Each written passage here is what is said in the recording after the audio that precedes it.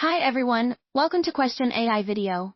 Alice is buying an over-the-counter cough syrup. She has a choice between a brand name drug and a generic version of the medication. What would be a reasonable thing for her to do next?